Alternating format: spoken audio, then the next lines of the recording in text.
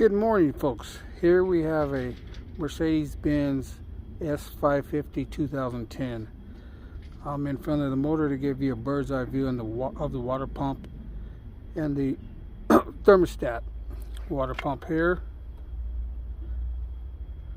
This is just to give you some idea of what you're going to deal with if you have to take any of these apart.